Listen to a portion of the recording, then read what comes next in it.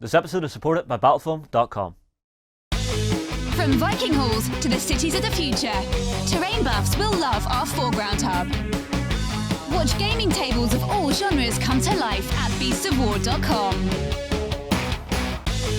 Anime cyberpunk style meets skirmish combat in Infinity. Experience 8 high-tech factions and fight to control the human sphere at the Infinity Hub on beastsofwar.com.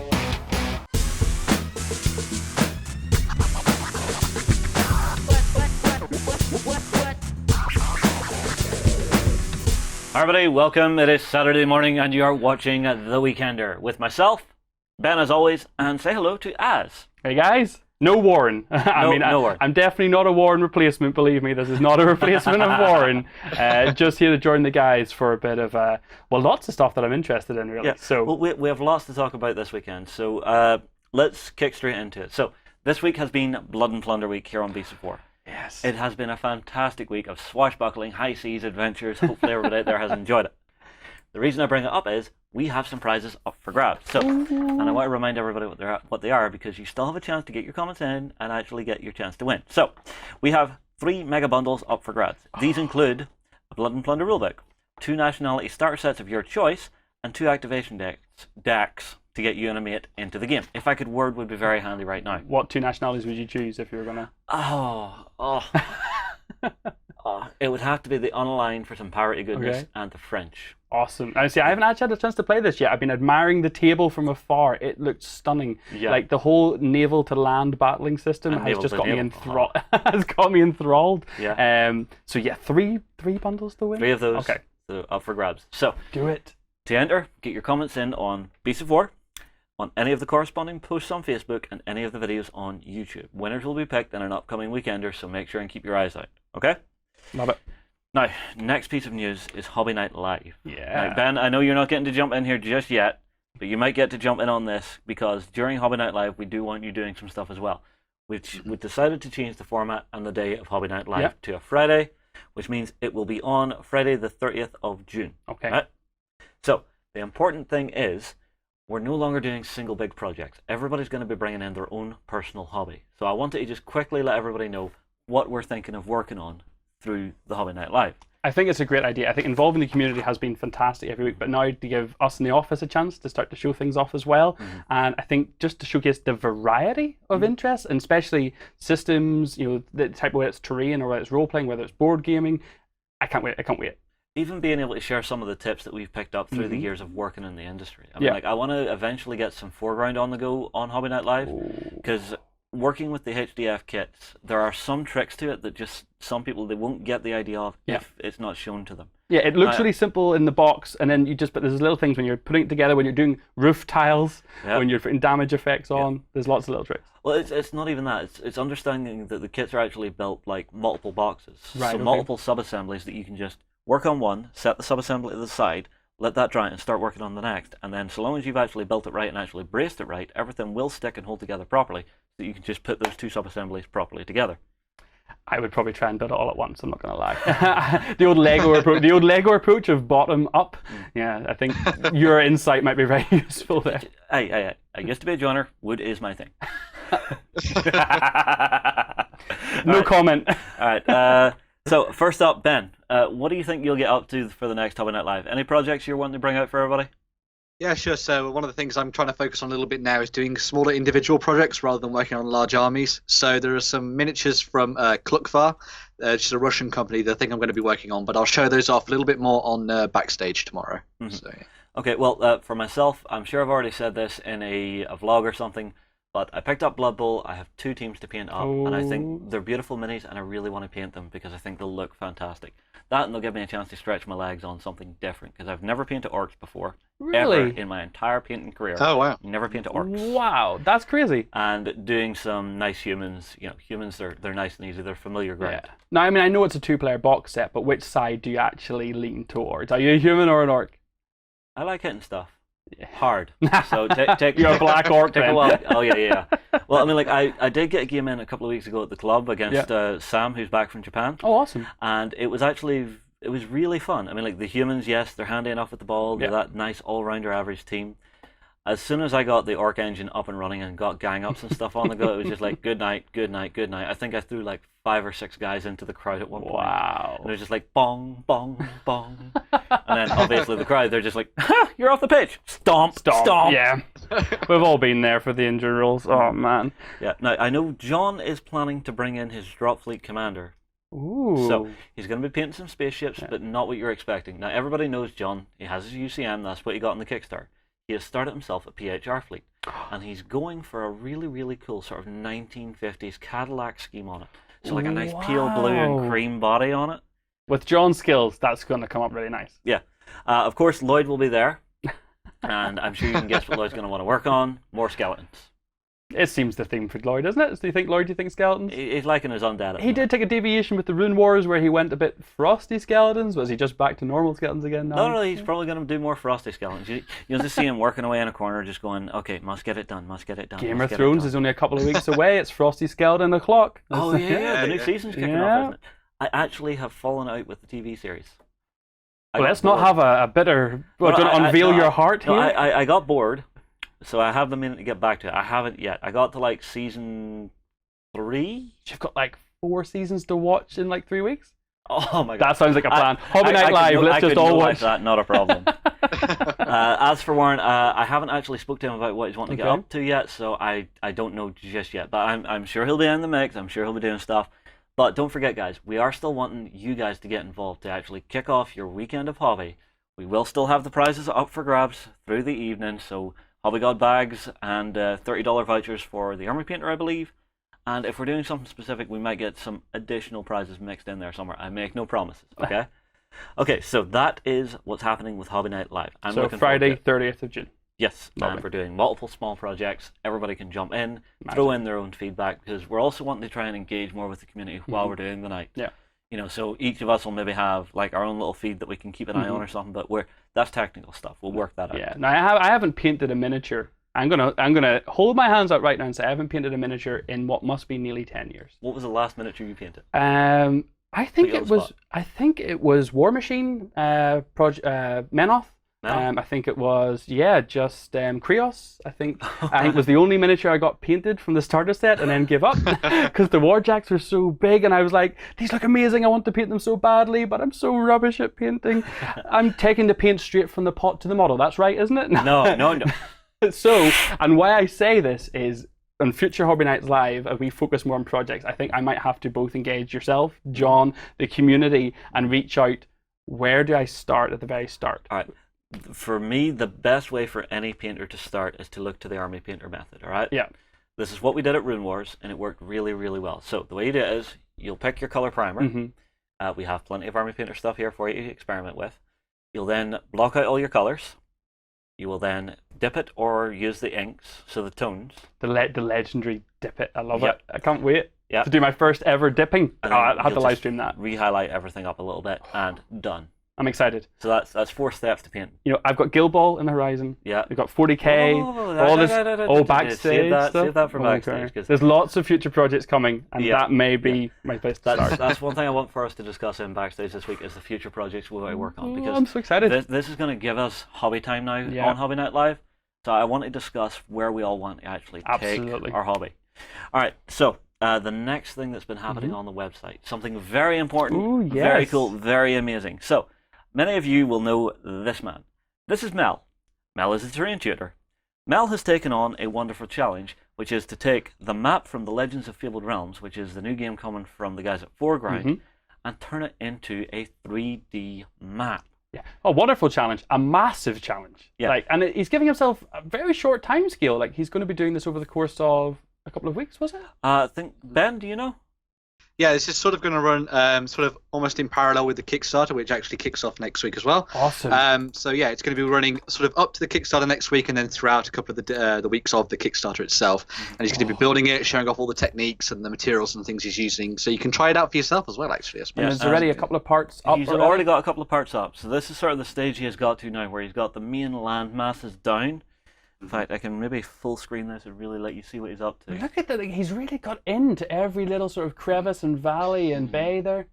Yeah, you should be seeing updates from Mel on sort of Tuesdays and Thursdays. More specifically, Thursdays are the day that he's going to be putting out the big videos of progress and stuff. But then check back in throughout the week as well, as there'll be a whole bunch of pictures and galleries hopefully going up at the same time as well. So check it out, stick with it. It's going to be really fascinating seeing where this one goes. Has he said what he's planning to do with it once it's done? Can we have it as a campaign map? Well, it's actually been commissioned by the guys at Foreground. I think it's done in partnership, if I remember right. But I mean, like, it's the one thing I love about the Fabled Realms world. This is, now I've said this to everybody before, and I'm sure a lot of you have heard it, but for you as, the guys from Foreground are role players as well. Yeah, right? absolutely. They've been role playing for years, and they have built their world, the Fabled Realms. Yeah. And this is now them, they were able to build it with the foreground terrain, and now they're inviting people in to play within the world. It's a game system that I really want to show off to you because I think you would really, really dig it. It's very simple, very straightforward, but really tactically deep. Yeah, I did get a small chance to have a couple of demo games. They were also at UK Games Expo as well, and they had some fantastic terrain being shown off in some of their new minis. I'm not going to lie, I look forward to seeing that expanded out into larger campaigns where you can play battles. I want to see if we can borrow it when it's done for a while, maybe run a campaign across it. They have a full legacy system within the game, so you can have your starting warband, have your battles, and just everybody builds up, changes and grows. You know, maybe a leader that's your favourite gets killed, so you have to recruit a new one. You know, although I will say this, I'm going Dragoi. I like the bad guys of this world. I'm going Dragoi. No, I think it's the guard. It's not the Mutenberg guard. It's Mortenberg guard. That's it. Well, you see, we've seen some of them in previous weekenders, and I think we actually have some previews as well, don't we, Ben, for what's coming on? This would be a good time, to go on ahead and chat about that. Yeah, so we'll dive straight into some of the news that's coming up, and this is some amazing stuff, as you guys say, from the world of Fabled Realms. Now, they showed off some of the Kickstarter exclusives. They're going to be coming out when the Kickstarter launches on the 30th of June, so that's next Friday, same as Hobby Night Live. And so the first couple of guys we're going to see here are the Kickstarter exclusive. They are Stoic and Dragos, so it's a dwarf and human partnership that are sort of out there in the worlds of the Fabled Realms, doing their thing and sort of adventuring in the wilds and stuff like that. A really awesome looking pair. I really like the sort of dynamic between the two of them. You know, this very traditional looking dwarf, and then this a little bit more sort of gung-ho looking human, which is very, very cool. Anybody who loves obviously the idea of, you know, the likes of Gotrek and Felix and stuff, they're going to love seeing these guys on the tabletop. It's a really fantastic thing to see. I think you can tell in the renders and the sculpts they're doing, that role play background that you pointed out there, Justin, like to have the pots and pans, the ropes, the sort of the cables and sort of climbing equipment on the dwarf there, those details aren't necessary for a skirmish game, but they add a lot of character to them. You see, this is the thing. Each of the characters they're creating, they're not planning to do masses and masses of miniatures every year. It's going to be very boutique. So, I mean, like, your line trips, you're going to probably look to other companies to get to, but those characters that you're bringing in, each of them, whenever you actually pick them up off the shelf, they're going to come in a box that's actually a little book. You'll open it up, and each of them has their own little bit of background story behind them. Epic. You know, so if it's one of the guys from the Eightfold Path, you'll actually hear how he used to be a woodcutter and had to become a member of the Eightfold Path and how he got into it. And then you'll also have, like, the Dragoi, you'll have, this fella, he used to be the paymaster for a merchant caravan before it got attacked, and then the actual Dragoi master actually noticed, there's a lot of money there. The humans seem to want that. That'll bring me more food. I'm going to leave that there, and every time they come and try and take that golden stuff, I'm going to go and eat them. And I think having that in-depth character background, when you then bring it to the legacy system, is just going to carry that through really nicely and give much more meaning to when you lose a character or have to replace somebody. Yeah. It's the other thing as well that a lot of the bigger buildings that the guys from Foreground are doing are going to have specific scenarios for Fabled Realms. So whenever you pick them up, not only are you getting a new piece of terrain to play with, you're getting a new scenario to actually roll out into Fabled Realms. That's fantastic. That's just great fun. Great fun. All right, we have a couple of other characters here, Ben.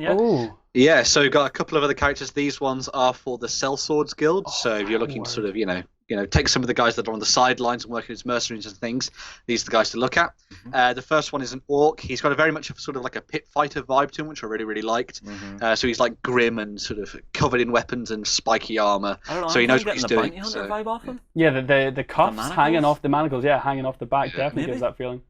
Yeah, Right. very, very cool. And then there's also Orphasin, who is the elf character here that you see, who's looking absolutely fantastic. It's really nice to see a little bit more of a sort of graceful character as well in the game, because you've seen a lot of like the big chunky guys in armor and things like that, and a lot of humans and dwarves. But it's very interesting to now see a little bit more of the elves in this world, sort of doing their sort of graceful dance with swords and stuff. Yeah. So yeah, cool. Yeah, it was one of the other things that the guys from Foreground were chatting to me about was some of the schools of magic that they have for the world. Okay. So basically, the schools of magic run off the old element system, so water, fire, earth, air, and you actually see that sort of coming through within the poses. So if it's someone earth bound, Okay. it's very stoic poses, very strong poses, whereas someone who's like water-like, it's going to be more of a martial artist pose, very Nice. moving and flowing, which I really love the idea of. Makes They're a putting lot of sense. character into these Adds to that miniatures, depth again. which is another reason I think it's good that they're doing these as more of a boutique style miniature. Miniature range. All right, what else do we have in the news then, Ben? So next up is some stuff from the guys at Steamforge, and this is sort of some expansions on the world of Guild Ball. Now, one of the big things is that the Farmers Guild are going to be out very, very soon indeed, and they're going to be getting their own sort of starter box, their team box for you to play with. This is one of the first one's going to come in the plastic as well. So as you can see, you've got some really fantastic looking miniatures for this, as well as a few other bits and pieces in terms of accessories as well. So you've got the little pumpkins and stuff. You've got the really nice sort of goalposts and things that you can set up as well for the games and stuff, which is very, very awesome. What is it with the Steamforge guys and putting all the mascots in like sort of gear? Like the chicken looks like it's wearing armor. Yeah. Yeah. Oh, look, Ben, the pumpkin is actually their ball. Oh, well, there you go. That's fantastic. Oh, And it's really that's nice epic. to see sort of more themed bits and pieces for it, which is really cool. You see, But yeah, this is the thing. sorry, go ahead, Justin. Oh, sorry. This is the thing with it. All of the guilds have a very different feel and flavour to them. Now, I was actually lucky enough to get to chat to the guys at Steamforge about the way the Farmers Guild plays. Okay. I can't actually show it just yet. But stay tuned, because we do have an interview in the can with those guys about how they play, and we also have another one in the can for how the new Smith faction plays. Already? fantastic. Oh, yeah. Well, not all of them, just the guys that have been seen so far. Okay. But actually getting a feel and flavour for how they're going to work. But I have to say, I love the idea of the new starter boxes, because it gives you a 6-man team, well, 6-person team to actually play with. So it's the perfect way to take the next step from the kickoff set. If you just decide you need to mix it up. well, it's if your mates have already jumped in and got the kickoff set, you grab one of these and off you Absolutely. go. Well, I mean, that's the thing. They're going to go back and revamp a lot of the original sort of starter sets for these guilds and things, bring them up to the 6 players, as you say there. So you're still going to have a lot of the old the metal miniatures. I say old; they're still pretty new, effectively, really, and they're really fantastically highly detailed and stuff as well. But so yeah, if you're interested in picking up a new team and getting stuck into Guild Ball, this is definitely the sort of time to do it, I think. So Yeah. We're just having a quick look through some of the factions here, Ben, just to see who's about. Oh, the Union look nice. yeah, I'm a really big fan of the Hunters Guild. I really like the aesthetic that they've gone for with these guys, and it's colours that I'm familiar with, and I like painting as well. So sort of muted greens and browns, and sort of working in a few more like spot colours here and there. Yeah. So it might be one of the teams that sort of drags me into the world of Guild Ball, I think, but potentially, yeah. So. Yeah, well, I mean, like the Hunters Guild is very interesting, because I actually got the chance to play against them recently. They're a very tricksy sort of debuff guild. Yeah. You know. A lot of traps, okay. a lot of area control. Yeah, a lot and actually just knocking you down, building up combos to actually get in and really do damage. It's a lot of that kind of you're planning out a long movement. You know what your threat range is, and then all of a sudden a snare and a trap is put in front of you. Yeah. You've had your movement reduced, you've had your defense reduced, Yep. and then the target of line you want to detect has now been extended by 3 or 4 inches, and you're like, oh, I need to completely rethink what I'm about to do here. Yeah. Oh right, Yeah. okay. For me, it's probably the Butchers. Butchers. Oh, you like smashy smashy? Well, see, I didn't used to, but funnily enough, I've sort of been converted, and I think Boar is just my man. It's the Tash, it's the big cleaver, it's the charging in and just doing heinous damage with only 1 influence that makes them so much fun. And I'm not the guy that usually goes for the smashy route. They can score goals when they need to, but I like that this one has a good hard-hitting element to it with that range. Well, for myself, it has to be the Fisherman. I got to play these the first time the guys from Steamforge were over. They're really great with the ball, and they have some really, really just naughty little tricks that they can play. No. I have done this on video where I have taken the mascot and scored on turn 1. That is causing shame to your opponent right there. Wow. Send me link later. Must watch the shenanigans. That's what I love about it. You have those shenanigans you can play, and every one of the factions has such a great flavour to it. It just makes it Absolutely. really fun to play about with. Oh, right, Ben. Is that all for Guild Ball? Yeah, that's all for the Guild Ball stuff. Well, I think we're going to move on now to look lot. at some stuff that's actually coming out from Games Workshop. Actually, Okay. What now, about of course, we had Warhammer 40,000 was released last weekend, which is absolutely massive, and I'm sure we'll be delving into it a little bit more in detail in the future. But as well as that, they also released the pre-orders for the new Age of Sigmar starter set, and now this one's called Thunder and Blood. People will recognise a lot of the different models in here from the original Age of Sigmar starter set that came out a couple of years ago now. However, they have sort of cut this down and made it a little bit more sort of starting player friendly, I guess you'd say. So it starts at a lower cost. You get a few less models in the box, but it's still all effectively all the stuff you need to get started in Age of Sigmar. You still get 2 leader characters. You still get a whole bunch of troops and stuff to play around with. They've also included within the box some sort of plastic mats that you sort of fold out to play on. And also the bottom of the box turns into a piece of terrain.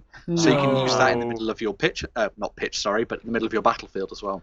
That's clever. There's nothing I love more than seeing effective use of something that is there anyway. If the box Basically, to do that seems like such a no-brainer. I love it.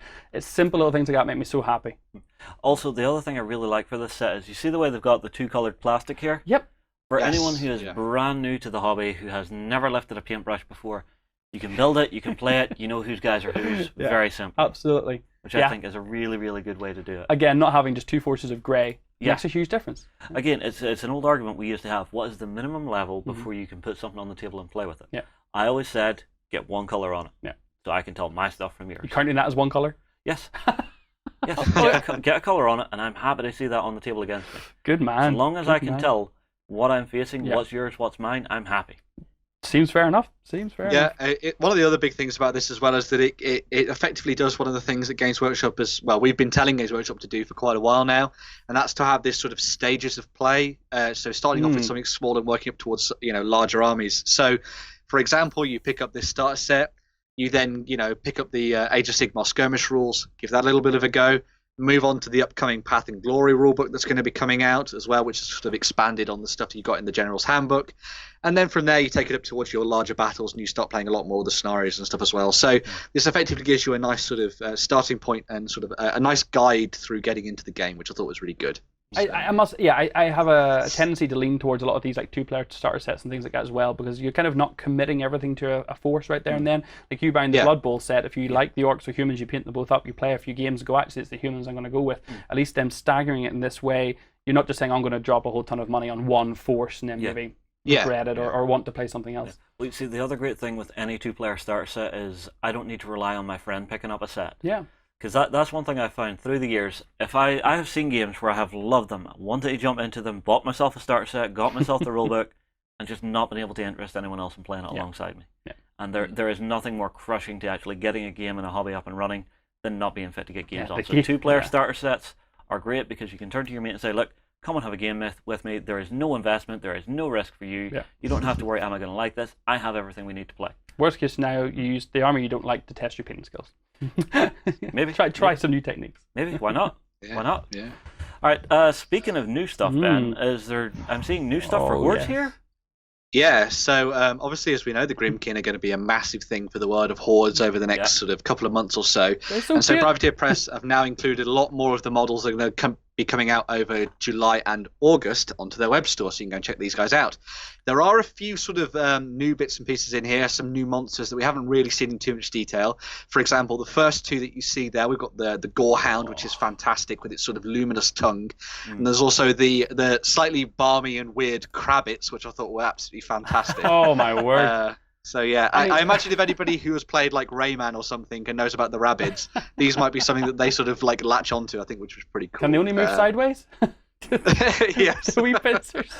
The crab rabbits. Yeah, I get it. No, it's the one thing I love about. It's the one thing I love about the Grymkin, because the whole idea of these is that these are demons and sort of nightmares from the underworld of CN. Oh yes. I did get the chance to actually chat to some of the guys about this stuff.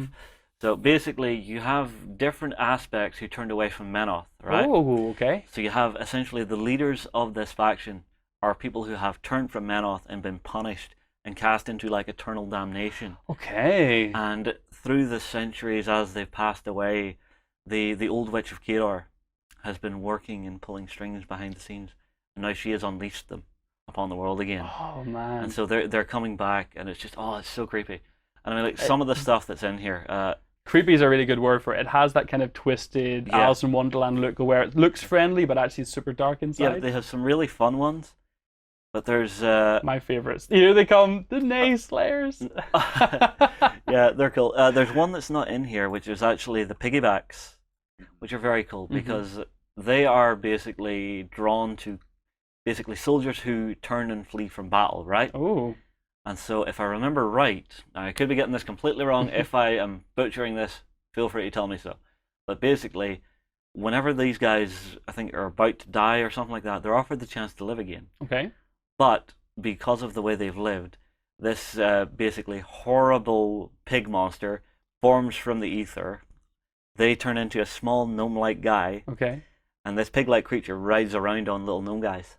And they all have like different military hats and stuff on them. It's really funny as hell, but it's so creepy because these aren't just pigs that are squealing, making pig noises. Yeah. You can sort of half understand what these things are screaming at you across the battlefield. So you can imagine, you can imagine being some poor Cadoran, winter guard, not ready to die yet, offered a chance to live, but not ready to die yet. But just from across the field, you hear these screams and sort of half words of madness slowly coming towards you. That's what the Grymkin are all about. It's that nightmare fuel that just they are built on. They sound awesome, I'm not going to lie. It's going to be really interesting seeing how the Grymkin sort of take off over the next couple of months. I mean, one of the big things about this, obviously, it's got a completely different aesthetic to everything else that we've basically seen in the world of Warhammer Horde so far in Imran. And so it's going to be really fantastic to see new players being brought in by this new look to factions. One of the other sort of big things that sort of came out from Privateer Press over the last, I think it was about a week or so, is that they're going to be looking towards adding not necessarily new sort of factions on a whole, but new takes on factions sort of yearly now. So we're going to be start to see a lot more sub factions coming in, a little bit like what we got to see with like the likes of the Cephalics and things. So it's going to be really fun to see what Privateer Press do with this to sort of break things up, change this sort of understanding of the world of Imran going forward. And I think obviously the Grymkin are sort of a great way of starting this off with a bang, effectively. So yeah, they look really terrifyingly awesome, but also cute. I'm not gonna lie, I got a soft spot, especially the big Hulk there with the child. That's one of the warlocks. So this one, the child and Grymkin warlock. Oh, just stunning. I think the sort of transition between the cuteness and the evil face, but then that innocent mask on top. It's so sinister. That looks like a dream to paint. Oh. Future projects. Am I tempting you back into War Machine and Hordes again? Am I doing my job? We'll see. We'll wait to see more come out. Those Nayslayers could have been enough for me. I might just buy you to them just to have them. The thought of them killing horses and taking them, sticking a staff up, and then just riding about a battlefield. Love it. I see. It's one of those things that Privateer do so well. The creativity within their office whenever they're looking at new factions and stuff. Although I do have to say, Privateer, what is with the secret names for your stuff? First we had Egg Roll for the new edition, and I think this was Taco, or Chow Mein, or something like that. Is it literally you guys just have a late night, order in some food, and just go, right, what are we feeling like tonight? I don't know, burrito? And then it's just like, all right, Project Burrito is launched.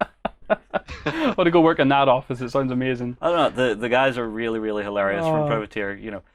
We had some of the guys over a while back doing some stuff with us, and it was just fantastic. That and Dallas, their studio painter. Unbelievable. That man has Love such skill. his painting videos, actually. Giving me inspiration to get the twitchy hand back going. Yeah. Now, one thing we had happening this week that some of you may have noticed if you've been keeping an eye on Facebook is that we have the guys from Mythic Games in. Yep. Now, you know exactly what that means. More Mythic Battles content is being filmed. So, we have been filming tons of new scenarios, tons of games, as you've been getting into it as well, which I've really loved. Loved Mythic Battles. But this is something for everybody. They've also been teasing a new game that they will be producing on their own, so separate from Monolith, because Mythic Battles, they partnered up with Monolith and Mythic Games, did it together. This is the first one they're doing on their own, which is Joan of Arc, right? I got the good fortune to actually sit down with Léonidas from Mythic Games to actually have a chat about it. Now, I would like to take a quick hub break, and then we will come back with myself and Léonidas. Fight for the Iron Kingdoms as a warcaster. Take control of the mighty jacks, arcane devices, and dark sorceries to bring the fight to the War Machine Hub on beastsofwar.com. Hi, high-octane anime action is the name of the game in Relic Knights. Mount up in your mecha and battle for glory at our Relic Knights hub on beastsofwar.com. Hi everybody, I am joined in the studio by Leo from Mythic Games, and we're not talking about Pantheon today. No, surprise, surprise, we are not Yes. talking about Mythic Battles Pantheon. We're talking about the new project from Mythic Games. So Leo, can you enlighten us? What are you guys up to? Well, you know, we've been working a lot on Mythic Battles. But for 2 years, we've been developing a new game, a new project that we're going to carry soon. This will be the next one after Mythic Battles. Well, Mythic Battles, as you know, we co-published it with Monolith. Yes. This time, we're just doing it on our own, but you will see a lot of the team and the people who worked on Mythic Battles on this new project. So, what is it? Yes. Everybody's dying to know. Enlighten us. Well, some of you probably have heard about it because we've started communicating a little bit. It's a project, well, you know, we called Mythic Games. So we like mythic universes. So the first one we chose an era of, ancient Greece with mythic creatures. This time it's a new setting. It's more medieval times.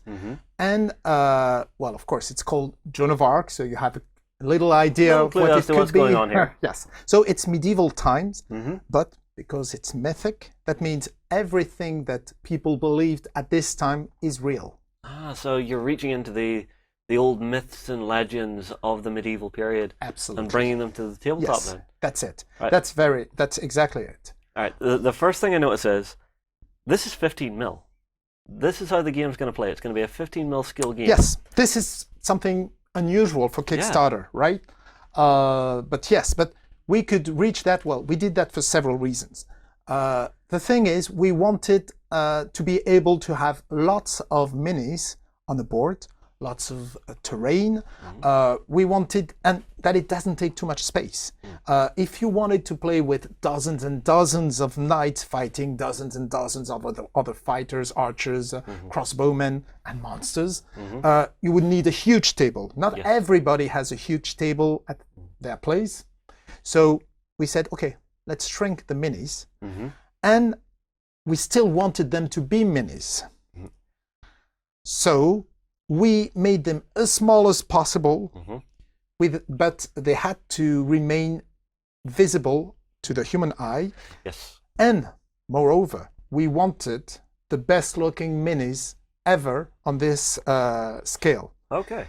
And how could we achieve that? Well, we used the recent progresses, improvement in technology. Of course. So all of the minis are sculpted digitally. It would be impossible, the old, we all know them, War Master, or a lot of minis that were made. The classic style of actually sculpting by hand. They were nice, but they were sculpted by hands, and there are things you can't do. Simply, even if you are the best sculptor in the world, you can't do things when it's too small. Whenever you're trying to make 1 mil chainmail. Exactly. Can you imagine? Or if you want to do a very accurate and detailed face, you won't be able to do that if the face is 1/4 of a millimeter. It's impossible. So, but by doing digital sculpting and then being able to print them with these details in plastic, which is the challenge. Yes. If you can do that, then you have minis that do not look like other minis from this scale. Well, I have a couple of images here of the miniatures, so if it's okay, I'd like to share them with everybody. Of course, sure. All right, so the first one that I have here is Joan of Arc herself, if I'm not very much mistaken, yeah? You're not mistaken. That's Joan of Arc. Well, Joan of Arc, well, you can see the details here. Well, because I think it's interesting to show to people. When you look at this image, you could even think it's a cool looking mini. You wouldn't necessarily imagine that it's 15 mil. Yeah. So I would like to show you a mini from Mythic Battles and compare it with. Oh my God. You see? Wow. When you look at the scale. Yeah. So that is Léonidas. Yes. And your average little dude is only about knee high on him. So the skill comparison would be what he is in 28 mil to what you do with the gods for Mythic Battles Pantheon. Yes, possibly even bigger, right? They're over twice as big, more than twice as big. Well, the gods are just twice as big. But so this is very, very small, and it allows to be able to play in a full village with different houses. You could have a castle. You could have a big forest. You can have many things, many ruins. You can have lots and lots of terrain in the core box. Yeah, this is something we've actually talked about a lot recently. Is we've been talking about dungeon delving, and I had asked the guys what do they think of actually taking that concept of shrinking a world down to give you more play space and taking it up above. This is actually a little bit serendipitous that you've actually brought this along, because this is pretty much exactly what I had imagined, was having a wider world to actually have that further away view to actually play across the countryside of France, England, wherever you are. Exactly. So this is really cool for me. I'm really excited for this. Well, thank you. Thank you. We believe it brings a new feeling. You have the pleasure of working, of living an adventure in a mini world with all the details. And these details that you can see on the board are not just aesthetic, they're not just eye candy. So I can go inside the houses, I can go inside the church? You can go inside the houses and the church. You can see if there's somebody inside. You can stay there. You can search for places and clues there. You can interact with all the terrain that you see. For instance, if you're in a forest, well, you will get a bonus, a dice bonus from people who attack you from a distance. If you're in a house and you have to defend from inside the house from people attacking you from outside, you get a bonus too. And as I said, you can search the houses. If you enter a house, for instance, let's say you enter this church. Actually, well, this is a prototype. The final church will be bigger and more detailed. This is just to play with. Well, if you enter the church, then we'll use this little. So you've got this. This is the diagram. Yeah, that's it. That's what you have inside, and then you move your minis inside, right? Now, I like this idea of having a separate little tile that you're going to put to the side of your board. Yes. Because it makes it a lot more manageable going, look, I know the footprint's right for that, so I know I'm inside there. Yes. And I'm not trying to lift off the roof of a 15mm building and trying to scoot people around inside. Yes, and you could still have some action taking place outside the church and inside the church. Sometimes you look in the church, you could find a crypt. In some houses, you could find some secrets, things that are hidden. It's a scenario-based game, which means every time you play a new scenario, well, you could have new things to discover. It's never exactly the same, and you have many, many choices in this game. So it's, okay, now there's one thing I know about Mythic Battles, and that's that it has almost endless replay.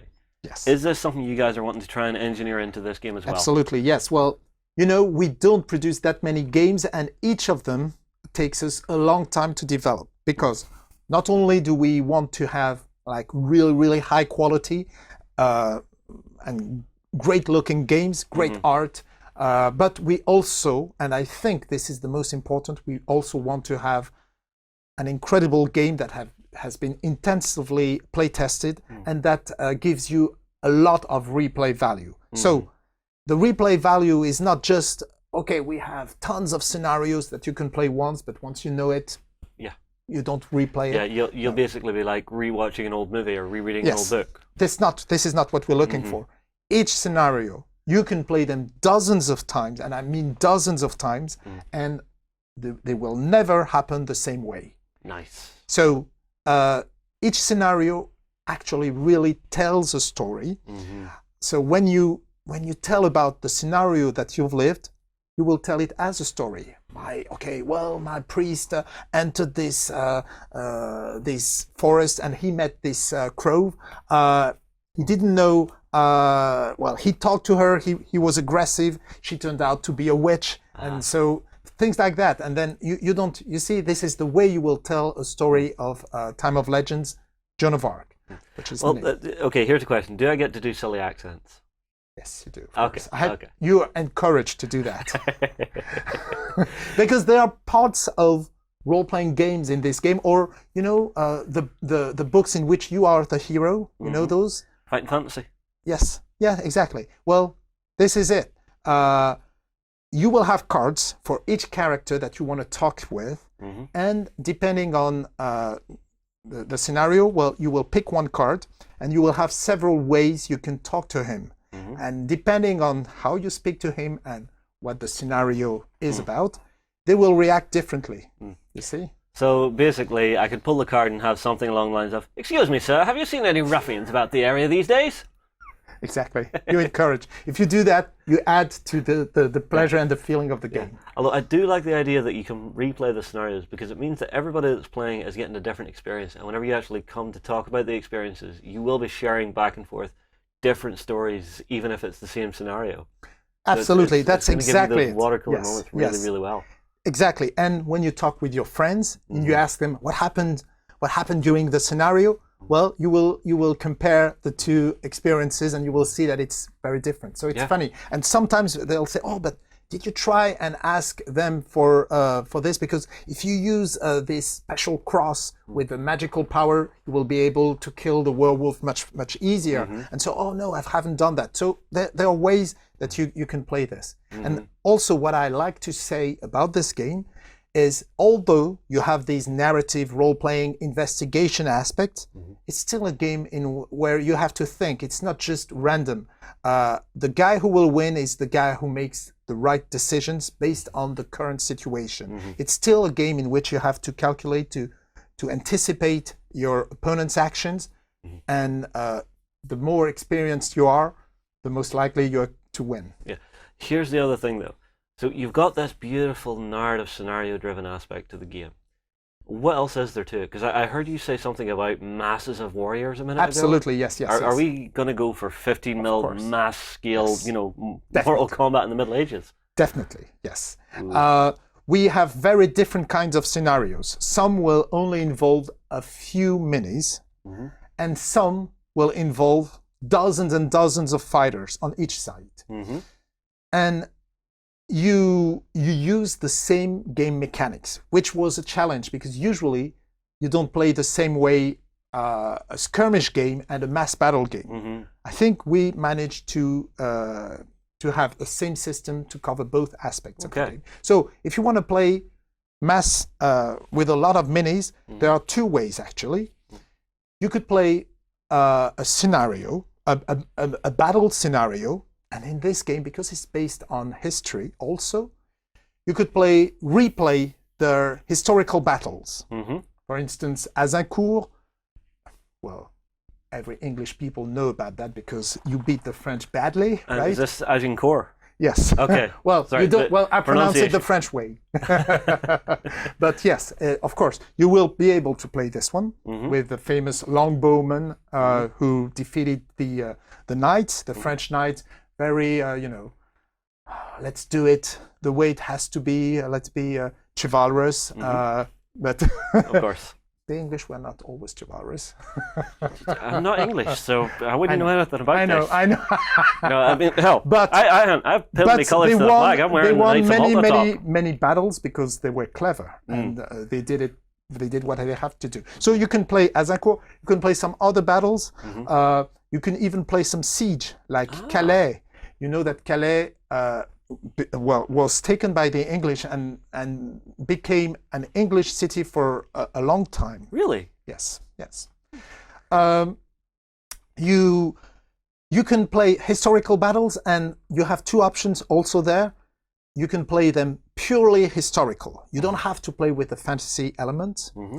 Or you could add a little bit of fantasy, and so if you want to do a pact with the devil, you can. Or if you want to speak to God, the angels can help you. See, this kind of explains some of the artwork I'm seeing here, because I mean, like I'm obviously seeing things like the beautiful piece for Joan of Arc. Oh, let me just tell you one thing about the mass battles. I said you have the scenarios, so you can play the historical scenarios, or you have another mode, which is the battle mode. Okay. The battle mode is, well, you you have to create your army Mm-hmm. based on some, how would you say, Is there a force organization? yes, you a have to force follow? organization which will depend on the army you choose. Mm. If you choose the English, Mm.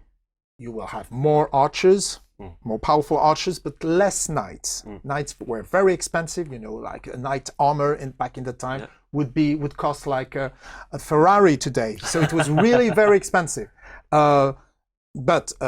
So you will have more longbowmen and archers if you choose the English army. You will have So- more knights if you choose the French army. But then each unit costs a certain number of points. If you respect the force organization of your army, then you simply have to spend each mini has some points. If you respect this organization, you can play with whatever you want. Your opponent has the same number of points. You put it and then you fight. It's just mass battle. So it's a scenario-based game with mass battle options. Like, Mythic Battles was quite the contrary. It's a fighting game, and you can also play scenarios. Yeah. Okay, now back to what you were saying about historical versus Sure. fantasy. So I'm seeing this beautiful piece for Joan of Arc, and this is a gorgeous piece of artwork. Alongside that, we're seeing things like this, which I believe is the Hag. Yes. Well, yes. My God, she's got a tiny little voodoo doll there. It's beautiful. Well, yes. Joan of Arc Mm. is the iconic character from this era. She's the only known female knight that people can remember. Yes. She led men to victory. She believed she was guided by God. Of course. She immediately recognized the King of France without ever seeing him, and he was not wearing his crown on head or anything. So, for some reason, she became this iconic character, not necessarily a fighter, but a leader who would inspire Yes. the men she commanded. I think we can have a look at the painted minis here if you want to. Actually, oh God, they're so tiny but so perfect. No, seriously, everybody, have a look at these. If I can get them on shot in focus. So this is Joan of Arc. The second one is Laïr. It's a companion in arms of Joan of Arc. He's the equivalent of the mountain in Game of Thrones. And this one is Du Guesclin. He's a famous French knight from the beginning of the war, the 100 Years' War. So he never met Joan of Arc. He died before she was there. But you play different eras in this game. But with the fact that you have the fantasy aspects of it, there's nothing to say that, one of the great heroes from the beginning of the war hasn't been resurrected towards the end. Oh, well, you could do that. Well, we'll try. Well, not really, because we don't want to do anything. We want to bring some aspects of fantasy, but we don't want them to change the course of history. This is why all our scenarios are based on facts, even the fantasy ones. For instance, there's a scenario with a werewolf. Well, it comes from a real story. So someone actually believed there was a werewolf in their village. Yes. Someone actually believed there was a werewolf. Okay. And actually, the name of this French village comes from this legend. Really? Yes. Wow. Yes, because they hanged a guy that they believed was a werewolf. The village got the name out of it. It's called Le Pendu au Loup in French. The hanged wolf or something. The hung wolf. Yes. Okay. Wow. Okay, that's one of those things as well. Because of the era you're looking at, I don't have a great wealth of knowledge about it, right? Yes, but you don't have to. This is the good thing. You don't have to. This will give me a reason to look into it and learn about it. Yes, because I didn't know that much about this period. Of course, the game designer, Pascal Bernard, who designed dozens of board games in France, is an expert. So he knows everything. So after we started playing and working, I started reading books about this period, and it's incredibly rich and interesting. And you know what it reminds me the most of? No, go. Game of Thrones. Really? Game of Thrones is completely inspired by this period of time. And you really have a lot of similarities. For instance, in Game of Thrones, you have several countries fighting for the throne, Yes. the Iron Throne. Well, it's the same here. You have several countries like the English, the French, Navarre, who wants the throne of France and who believe that they are the legitimate Rulers? yes, rulers. Okay. So it's the same. You have the same brutality as in Game of Thrones. It's horrible what they would do. Like they would just skin off some people publicly, or or dismember them. I mean, it's terrible. Everything you see in Game of Thrones, you have it here, and it's actually because the writer got his inspiration from this era. So when I read this, I could just see many of these things. But what we have more than in Game of Thrones is all the fantasy elements. We will have the dragon. Well, there are dragons in Game of Thrones. There are a little bit, but we'll have more. We'll have werewolves. We'll have ghosts. We can have everything. Well, witches. We can have the demons, because you can do a pact with a demon. You can choose to get help. Yeah, this is one of them, yeah? Yes, this is one of them. Yes, this is one of them. That's horrifyingly scary. Yeah, well, you see the little. Well, this is another one.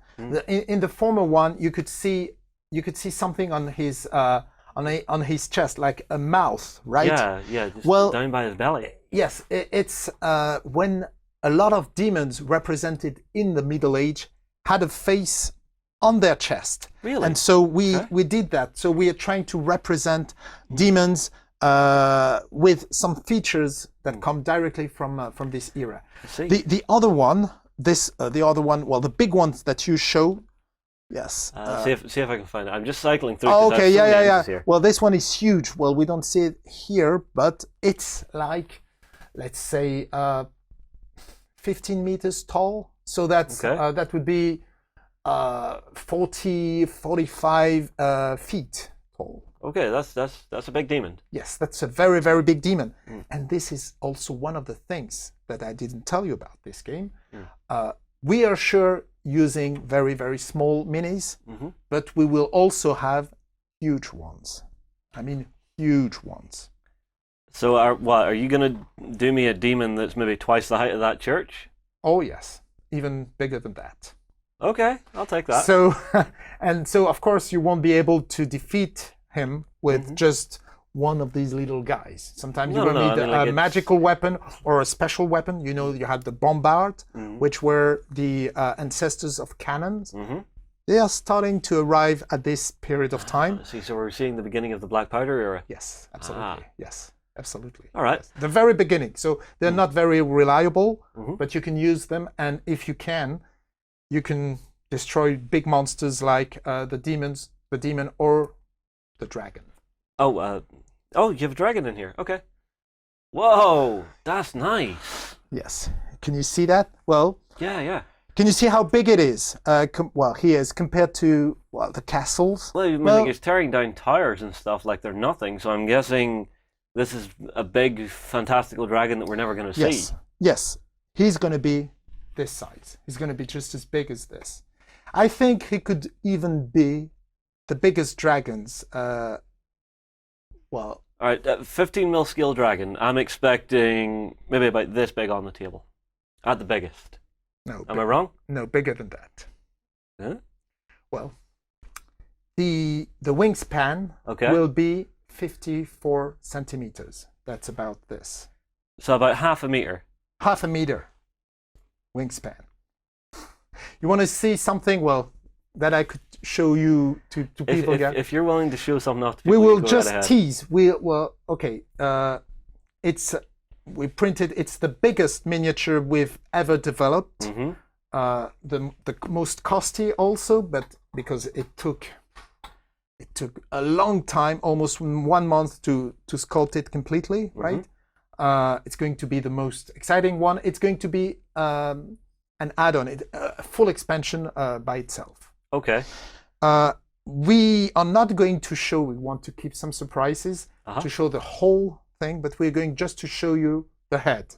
Okay. Is that okay? Okay, I'm happy just to see the head. You will just show it next to some minis so that people can see. Let me call up the 3 camera here. So we've got our village. Everything's nice, beautiful, and peaceful. And then, oh my god. Okay. That's a werewolf that's right in front of this.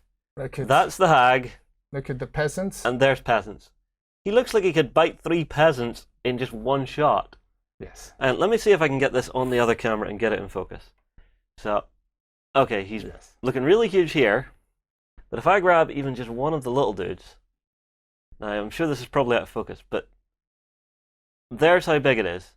His eyeball is the size of a normal person's head. Wow. So, from this is going to grow the rest of that. Yes, yes. That, I think this is exactly it. Yes. It's I have to say, Leo, the detail on this is nuts. You know, it's razor sharp. The level of detail you've put into, like, you know, the fins and veins, into the teeth, into the mouth, even right down to the tiny little scales just in and around the lips and the teeth. This is insane. This is going to be a painter's dream. I think so. I think so. I'm People pass could by just before have I break it just as a collection mini. Mm-hmm. And even if you compare it to a 28 a millimeter, 28 millimeter, it will still be a big dragon. So even if people would like to use it for other games, I think they can. I mean, we'll make a comparison between this and some other dragons so people can see how big it really is. Usually, dragons are not represented with their wings wide. Usually, they're closed, right? Here, he'll have it wide. And you will still be able to play it on the battleground because the wings, the tail, everything is high enough so that everything fits underneath, right? So except for scrambling over his feet, which are on the ground, I'm guessing. Yes, when he takes a whole hex, not just one league. Leagues are the areas the board is divided into. So he just moves onto it and takes up an entire hex of the board. So everything that is on there is destroyed. If he lands on the church, he destroys it. Okay, completely. That makes sense. But you can also fight him in the air. You could fight him underneath the clouds, in the clouds, or above the clouds. And if you do that, how do you do that? Well, you send him angels. Oh, we're going to have angels in this? Yes, you're going to have angels. You're going to have angels. I don't have any pictures of angels. Well, I don't believe I do. Oh. I don't believe I processed any with angels. Oh, too bad. Well, we have beautiful angels. Beautiful angels. Some of them are drawn by Stefan Kopinski, who worked on Mythic Battles. One of them is drawn by a new artist, incredible artist. Well, the one that you've seen here, who does this dragon and all of the other artwork you've shown so far. His name is Bayard Wu. So let me tell you just a little bit about Bayard Wu. Bayard Wu is an incredible artist that we discovered, who's doing work as a freelancer for 3 big companies. He works for Games Workshop, especially on Age of Sigmar, but he's done some covers for or some artwork for Warhammer 40k, but a lot on Warhammer Age of Sigmar. He works for Magic the Gathering. He does. Whoa. Yes. That's the big name. Yes. And he also works for Blizzard, World of Warcraft. Yeah. Another huge name. He's famous. He's very committed, and he brought a lot of things to this universe. We really like his style. Steph Kopinski, you all know about him. We also got Stéphane Gantiez. You see the demon that we got. Where from him? Is it this one? Yes, that's Stéphane Gantiez. He was in Mythic Battles too. You know, for instance, the Manticore. He drew the Manticore. Yeah, I'm actually getting the echo of the design philosophy. Yes. From this to that, so absolutely, yes. And then we brought some new one. There's another guy called Nicolas Jam, who did all the realistic-looking guys. So something like this? No, this is still Bayard Wu. Okay. Well, you know, the troops, for instance. Trying to find. No, not this one. How about this? Yes, that's it. There we go. Yes, this is Bayard Wu. This is Nicolas Jam, sorry. Okay. Yes. So you we have have a a lot team. of artistic input going into this game. Yeah, I think this is the clue. We really want, because the first thing you see are the artwork. So they bring you into the universe, and then if you have a nice concept art, then you can have nice minis. Right, now, the important question then is, do we know when this is going to be landing for people to lay their hands on? Do we even have a tentative sort of time Yeah, period? well, we plan on launching the Kickstarter this fall. This So fall? it could Okay. be September, October. These are the most likely months. Yeah. No later than November. Mhm. But so it will be one of these 3 months. Possibly the first one, September. Mhm. It will depend on how ready we are at that stage. We have a lot of things already, but we still have some work to do. We still have to do a lot of demos everywhere. Well, speaking of demos, can I get one on camera? Yes, I think we can. We're gonna get at least 2 of them, if possible, if we want to. Okay. We'll do 2 kinds of scenarios. One which will be more narrative and storytelling and investigation. Okay, well, I mean, like this one with the French town that was named after a werewolf that got hung there. That's it. I'm tempted by that one. So if that one's Okay. ready, Yes, we will Okay. do that. And then we will do a reenactment. Would you say that? reenactment, No, we will. pitch battle of some sort, maybe. Yeah. A battle. We will do a historical battle. Okay. French knights versus English archers. It won't be Azincourt. It will be another one. Okay. Called Brossinière. Shorter in scale, but kind of the same philosophy. Okay. Sounds like a blast to me. Is there anything else I have here that you would really like to show off? Well, There's one thing I want to show off that I don't think I have. The crossbowman. oh yes. Well, The detail let's. that your painter has went to on these shields. Is that all freehanded? This is free-handed. My God. Yes, I got to tell something. Yes, maybe we could show to the people, to the camera, Oh, yeah. the minis that we have. Here's Oh, yeah. the werewolf. And there is something I would like to say about this mini and how you can paint them. Because some people might say, oh my God, it's 15 mil. I will never be able to paint them. Well, first of all, look at this. This was painted, of course, by a professional painter. His name is Sébastien Lavigne. He's extremely talented. Look at even the details on the face and everything you see. How long did it take him? A few hours. Mhm. A few hours. But it's not the only thing I want to say. We had people who had never painted before, who painted minis, and you have a very good result because it's so crisp, so many details that you know exactly. Even if you just paint, you do the base colors. I'll show them this course. one. Even if you do just the basic colors, you will have a good result. And a few highlights, some washes, and you can have very, very good result, and it doesn't take long to paint. So it's actually much easier than it seems or it looks. You won't have this result necessarily unless you're a very good painter, but you could still have a very, very good one, and it's really worth doing it. Here are the crossbowmen. I didn't expect to get to hold these in real life. My God, the detail work. Your painter is fabulous. I have to say that right now. Look at this, guys. Wait, to actually go and freehand the fronts of those, it's brave, and I'm sure a lot of people will take up the challenge that are great painters out there. But whenever you see even the regular parts, the actual metals and the leather work, because you're working with such a small surface, it doesn't need that much highlighting to actually make it pop. Absolutely, And absolutely. I think it's one thing I was discussing. Oh, must have been Maybe you years ago can with show the them painter now. the houses. Of course. This will be even more detailed than it is now. But this one is painted. So I think it's also something that you will like. You will have so much material, so much terrain. You will have houses, you will have churches, you will have bridges, you will have shrines, you will have ruins, you will have trees, you will have Tons to work. tons to work with, and it will bring life to your battle mat. It's not just, usually you have minis, 1 or 2 pieces, but very often nothing. It's just flat, and the only 3D elements you have are the minis. Not in this game. In this game, the terrain will be just as important as the minis themselves, and we will be able in the core box to have all of this available.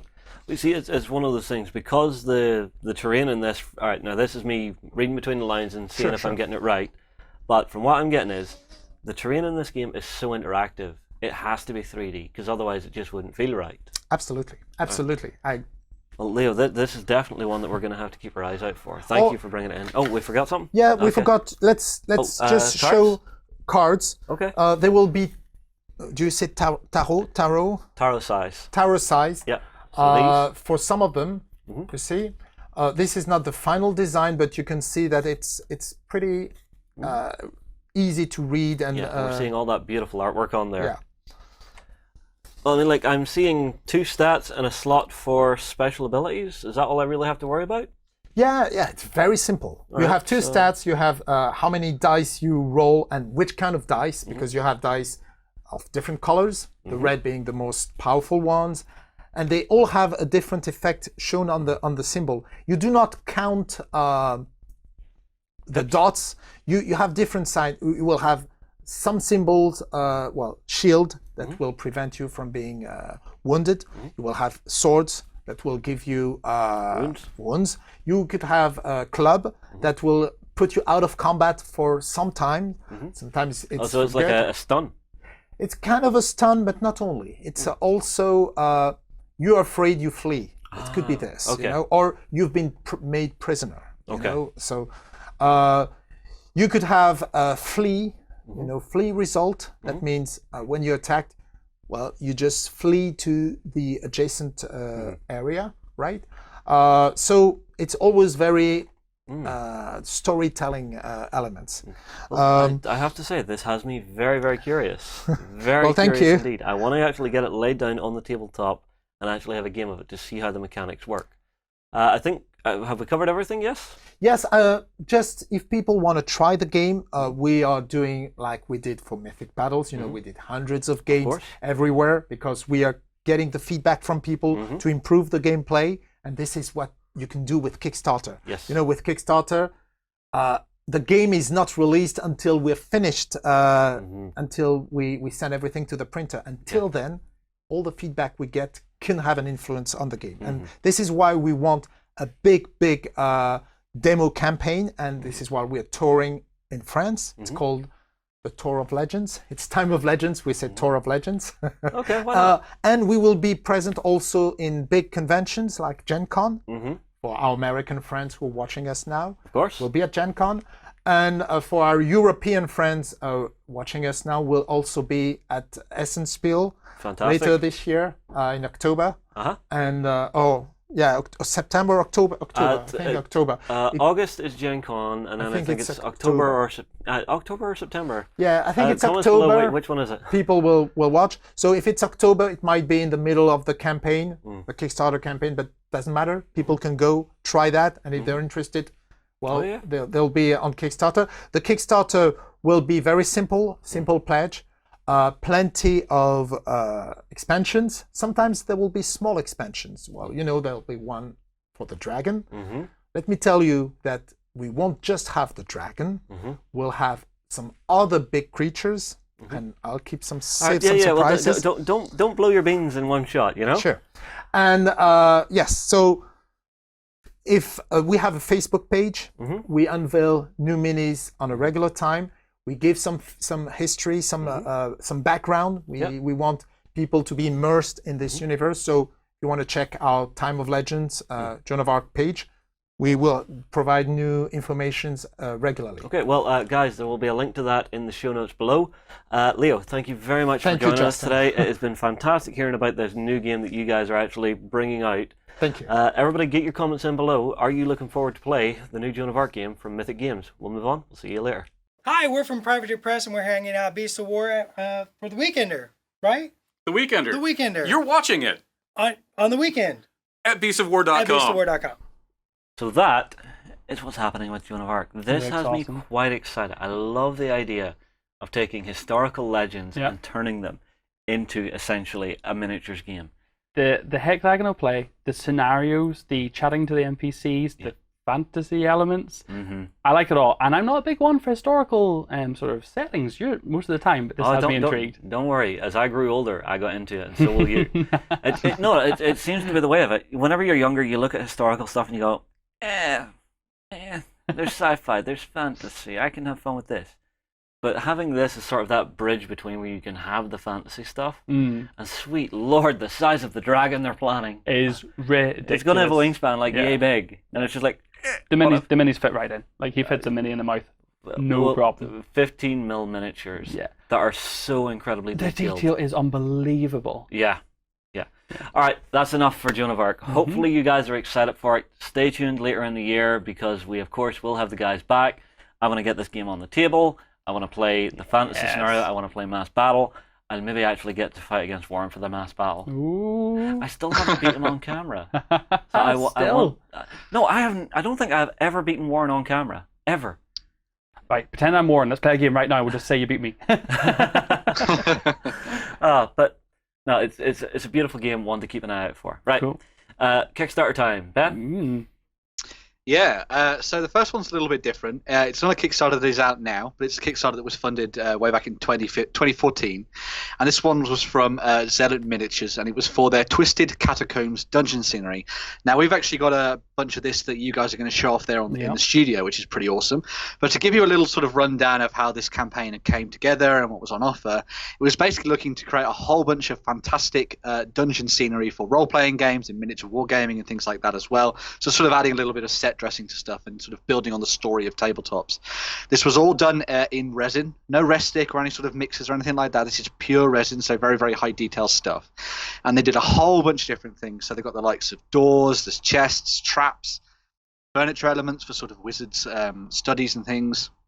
Stairs, secret doors, focal points, so they've included a whole bunch of things like seals and treasures and things like that. And all of this is actually now available to buy on their web store as well now. So it's really nice to actually look at a Kickstarter that has sort of gone through all the motions, and this is now seeing the fruits of its labor, I guess you'd say, on the tabletop. Yeah, and I think because it's not every Kickstarter that actually ends up going to retail, and I think because they've expanded the range further, like even things like the larger targets. I'm going to show some of what we have here on camera now. Yeah. Because they have taken the Kickstarter and then just run with it. So as a quick example, the gargoyle. Yeah, this guy is stunning. Now he did have to be built. He doesn't come as one piece. His sort of wings and arms and legs do come together, which means you get a bit of posing option with him. And the wee tail wrapped around on top there. So this is one of the bigger pieces. This was sort of really, for comparison's sake, we have in spirit one of Warren's little Hero Quest minis.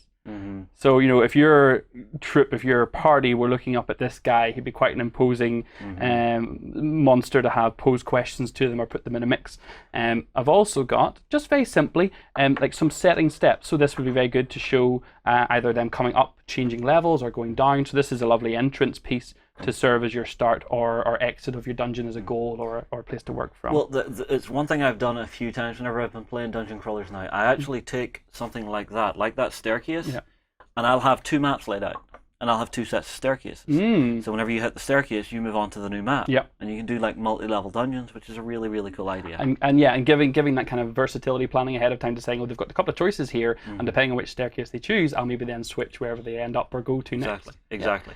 So I'll show another couple of the larger ones. The forge. Yes, this forge is lovely. Now I will show a little detail that I know you like, Justin, is that the fire comes out, so you can actually get in there and paint beneath it. You could even, if you really wanted, I think you can maybe underlight it. You could take that plastic away, maybe put an LED under. Because it's a solid lump, you could actually bore out in beneath it and actually use like a little, you remember the little tiny batteries you get for like laser pointers? Oh, yes. Use one of those, wire it up, and actually get it lit up. Or we have little tea light things that flicker. Oh, perfect. And this comes with a little kind of workbench, which actually has a little slot just cut in beneath it. So you can actually kind of, if you want to, slide that alongside so it'll sit as one piece. And it comes with an assortment of other kind of things, like things you may sort of normally overlook, like a set of bellows. Because you're going to find that kind of stuff around. A couple of other bigger pieces, again, I quite like. So we have a D&D regular, talking secret door. Possibly, you have to answer something, pass some kind of test to get through. But what I love so much more than that is that they then give you The open door. Ah. So sometimes when your party pass through, they complete a challenge, they open the door and that's it. You take it off the board, they carry on. But with having this as an option, you keep the door. It keeps its character. Maybe he continues talking, but he just has his mouth open now because everyone's inside, and he just and maybe his character changes. So. Right, well, how about a riddle for you then? Oh no. This is one to pass out to the community. Some of you may know this one. It's a very old one, right? So. I believe it was the god Horus in ancient Egypt, right? Came walking along the river Nile one day and discovered that a man had been murdered. Okay. Now, there are 3 men on the side of the river. Mm-hmm. The murderer, a witness, okay, and the murdered person's brother. Oh, okay. Now, Horus must get them all across the river to go to Justice Hall, mm-hmm, or wherever the place of judgment was. Okay. He can only carry one at a time. Mm-hmm. So how does he get all 3 of them across, making single trips? Without letting one... Well, here's the thing. Mm-hmm. If he takes the brother first, Mm-hmm. the murderer will intimidate the witness. Mm-hmm. If he takes the witness first, Yeah. the brother will probably kill the murderer. Okay. So he can take the murderer first and be safe, and that's always the first step of this riddle. Yeah. But how does he get all 3 across? Because if he takes the other one across, he's leaving them alone with the potential murderer. Comment below. Let us know. I'm not going to try and answer it now. It is an interesting one, and it's a very old one, but it's one that's perfect for using in like D&D because you can actually illustrate it by doing a little drawing of the river and actually the people as little miniatures. Just give them NPCs that they have to look after. Yeah. Nothing worse than escorting an NPC to the other side of an island to safety, looking back across the river and seeing the one you left behind get its throat cut. Oh well. And all of a sudden you've got a quest. Yeah. I'll show a couple more of these off. We have a So full what were range. those? Those were the portcullis gates? So these, again, just to show sort of the detail in these are lovely. They put a lot of detail into things like levers, switches, traps. So they have both the open and closed versions. Mm-hmm. See, little incidental pieces like that lever are brilliant because if you're a DM and you say, okay guys, roll perception. Yeah. Okay. You get whatever number it is. Okay, there is a lever here. Yeah. But you don't know what it operates. In the distance you hear the rattling of a gate sounding like it's opening or closing, but actually you've just released something. Or if you pull the lever and your party is annoyed, you can say, and the trapdoor opens beneath you, you fall to your death. And again, they double side it, so you've actually got the chains of the portcullis on the back, and then so you do have sort of front and back sides to these. And then I'll show, just while we're on this camera, the elemental walls they actually did. So these are perfect for your wizards. Yeah. So you've got ice wall here, and then firewall here. Again, these are perfect for showing status effects and stuff. Yeah, lovely. I mean, I would love to get 2 of those fire ones because one of the games we played recently, we were playing like a naval battle with Greek fire and placing those into the zones to actually show that the water is on fire. Would be fantastic. Would work really well. Good scale as well. Yeah. Okay, so what I'll do is I'll bring a couple of the smaller pieces in, sure. so slightly more ornate, but I want to really show the level of detail here. Is that a wee archery target? Yeah, this is like tiny little, with little indented arrows, the one in the wood slightly further out. Yeah, I think that goblin needs his eyes looked at. Yeah, and you have, to go alongside these, let's see what else I want to bring in here first. We have some barrels, and we have both. We have empty, we have full, and we have closed. Oh, we have to get these painted. Aren't they gorgeous? So here, again, I'll bring the little Hero Quest mini in for comparison. So Perfect that's scale. Perfect scale, you can see. And then, do you know what? Very fitting. Bring a little skeleton in as well so you can see. So yeah, they're literally, for that kind of Hero Quest model size or D&D model size, they're absolutely perfect. And what I love about the barrels is they also do have... broken versions. Yeah, they have spilled out, broken. They also, so if you have a little bundle of barrels together, it makes perfect sense that there'd be kind of spilled and smashed up as well. Or you could even have it just happen over the course of a round, have them get barreled into or thrown at someone. Or well, I have had 1 or 2 tavern brawls in D&D, which is always fun. You know, stuff that get broken. As is standard, I think. Speaking of tavern brawl, let us bring in this little magical sprue that I was keeping super secret for Ben because I love it. Now this is very tiny because these are really victory sprues. Look at these. If you can see, those are little individual flagons. Very cool. Try and spin it round here. So you've got some open, some over foaming. So essentially that's your victory beer or your... Ben, I think you had an idea about what you could do with a few choices of flagons. Yeah, you just stick them down on the table in the middle of a dungeon room, and there's nothing else in the room at all. And there's just these flagons, and the adventurers, you just explain to them there's just these foaming flagons of ale on the table that they can drink from, and maybe something good will happen, maybe something bad will happen. Roll perception. For the love of God, roll perception. And I think that's for the most part, most of the different things you're going to see. I'm But actually there's seeing yeah, 3 little things here, or 4 of these them. yeah. Are these little These packs of are adventure gear? unique packs. Unique? So these are tiny, but the detail on them is stunning. So we have here a little elven pack. Yeah. We have what I can only imagine is a little dwarf pack. Of course, it's got an axe. We have a little what looks like a cleric's pack because it has a little Bible, or it looks like a sort of a holy Well, it's relic. got an ankh on it. Yeah. It's not exactly a Bible. Oh no. So yes, and we also have then kind of the classic adventuring pack. So it's sword, shield, torch, and just the detail in these again, just to give you a rough perspective on scale. So Yeah. they are perfect. tiny, but the bed rolls on them, the axes on them, the little bits of detail on them are all absolutely stunning. Again, the dungeon master in me loves nothing more than to leave them on the other side of a room as what looks like treasure hoard or equipment or that they can bait. quickly nab or Bait. bait. So yeah, I think that gives an idea. Final piece. Okay, This is this is- one of your favorites? This is one of my favorites. So this one requires a little bit of work. I had to glue this together this morning. Uh-huh. This is Oh, a little bookcase. a little sort of wizarding bookcase full of scrolls Uh-huh. and sort of books, and there's little kind of little the way it's all stacked together is very sort of nicely done.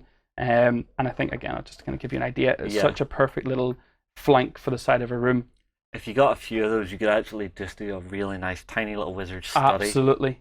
That could be really cool. So yeah, that stuff from the Zealot Miniatures range, just absolutely in love with it. I again got to give a huge props to them for just carrying on with what they've already brought out from the Kickstarter and then creating our full catalogue. I want to buy all of it. Yeah, well, you see, this is the thing. I mean, like, years ago, you looked at it and went, where do I get dungeon furniture? Then we have Zealot, we have Mantic, we have so many people that can do this stuff.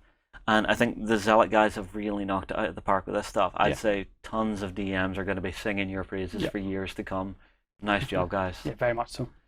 Right, now, another Kickstarter, Ben. Yeah, so the second Kickstarter we're going to look at is one that probably a lot of you saw coming. Obviously, this week we've had Blood and Plunder week, and the big news was obviously as well that the Blood and Plunder No Peace Beyond the Line Kickstarter has also kicked off this week as well. So you can go and get stuck into that. It was funded in less than 2 hours, which is pretty fantastic from these guys. The big thing with this one is that it adds both the Dutch and the native Caribbeans as 2 major factions back into the game world here.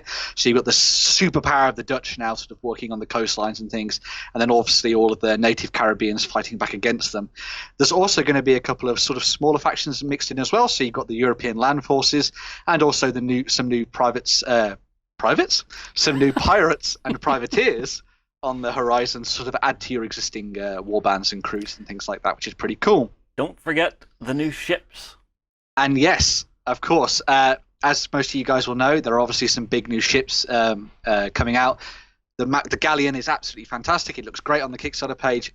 Absolutely stunning looking piece. Obviously, these ones are we've looked up in the past in our vlogs and things when we've been building the ships and the rigging and stuff like that, and they're really good fun to play with.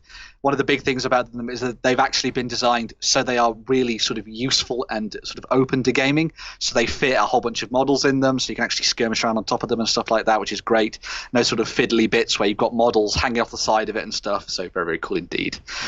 When it comes to the sort of expansion itself, to sort of go through a little bit of sort of what's in the new book. So you've got some optional rules in here for playing games with more people, which is fantastic, and at greater scales, which is good. So as you're expanding your collection, you can sort of bring more people in for multiplayer games, which is awesome. There's also a campaign system worked into this, which is really awesome, which is really cool. There are a whole bunch of special characters as well that can be added to your units. So they've got a whole bunch more legendary characters and stuff from the history of pirating in the Caribbean for you to get stuck into. There's also a whole bunch of new units and things for all the existing nationalities, which is great.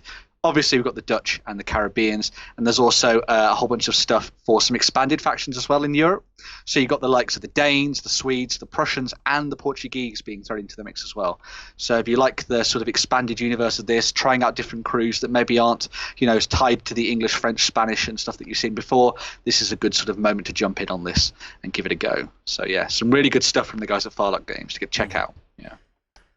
I think one of my favorite things about that Kickstarter is how customized you can make it. A lot of the pledge levels say, have 4 starter packs of your choice, or choose the nationalities of your choice, or put in a little bit extra to sort of get your boat upgrade. And some of the pictures that show you the relative size to show you how many minis you can get into into each ship is fantastic. But you can get with very little entry, you can go and get yourself a fully, a great starter set for maybe 2 to 4 players with all the different nationalities mixed in. I think it's really great that they're kind of expanding it out and giving people real easy access to entry, similar to how we talked about earlier with the 2-player starter sets. Exactly. Again, I've really enjoyed spending a week learning about Blood and Plunder. It has been one of those games that has really captured my imagination, not just because of the era, but because of the mechanics that the guys have built into the game. Because once you get up and running in the game, you realize just how simple it is to play, but how you can really be tactically flexible with what you're doing. The card mechanic that they use with the 2 decks cards, doing the poker dice sort of thing with the spade, heart, diamond, club. I think I have that right. I would be embarrassed if I don't. But having that to actually fight for activation and then being able to activate the different levels of units via the cards to get different amounts of actions for them makes it such a tactically deep game. It gives it such a different level. Because I mean, like if it's just I go, you go. It's keeping us engaged, but having to fight for the activation the whole time, it really keeps you thinking and on your feet. Do I want to go now? Do I want to force you to go now? Yeah. Really, really cool. It's a very interesting thing to hear that being a constant mechanic throughout the entire game and not just a start of game, I'll steal the initiative. It's actually going to be throughout the entire game, who's going to maybe get a couple of actions back to back and what's that going to do to the whole battle. Yeah, absolutely. All right, well, I believe we are done for the day, gentlemen. Yeah. Well, hopefully everybody, you have enjoyed that episode of The Weekender. Don't forget, we still do have those Blood and Plunder prizes up for grabs. Also still up for grabs is, you will remember we were at the UK Games Expo a few weeks back, where we got a ton of prizes into a massive pool. So that is still active. Get your comments in, and you could still be in with a chance of winning some amazing prizes. So I think we will move on here. Tomorrow morning, Sunday morning, on beastofwar.com, we will have another episode of The Weekender. That's The Weekender XLBS. Now, it is in our backstage, and I have to say, we always love our backstagers. Absolutely. You guys are the lifeblood of Beast of War. You keep us running. If you want to come along and actually have a look, we do have a 7-day free trial that you can take. Come and join us on the Sunday. Have a look at the massive backlog of stuff we have. We have painting tutorials, modeling tutorials, designer studio chats, backstage episodes to some of the series we do. It's all the backstage stuff that really is interesting. And we have our vlogs and our hobby labs in there as well, so you can actually really just have a massive library of stuff to check out. We will move on here, and well, hopefully we will see you tomorrow morning, Sunday morning here on Beast of War. And last thing, we announced the Volsung boot camp. Oh yes. Every time we do a boot camp, we give our backstagers first bite at the cherry to actually get the tickets first. We have a handful left over at the moment. Well, at the time of filming, we have a handful left over. They might all be gone now. So if it is a boot camp that you're sitting on the fence on and thinking of going to, it is in September, so you do have plenty of time to actually get yourself prepped to come along. Get in and get your tickets now, because otherwise you're going to miss out, and it's going to be a fantastic weekend with the guys from the last one for me was amazing. It was just a real, having 3 days with everybody in one place, all working on the same things, having that real camaraderie around the project, seeing the variety of talent and the range of way people approach different things. Yeah, looking forward to it. All right, well, everybody, get your comments in below. We will move on. We will see you on Sunday morning. Go ahead and check out our other content on screen now, and be sure to check out beastofwar.com for the latest gaming news and gaming Let's Plays. And while you're at it, why not hit subscribe and remember to ding our dong. Go on, you know you want to click it. Go on.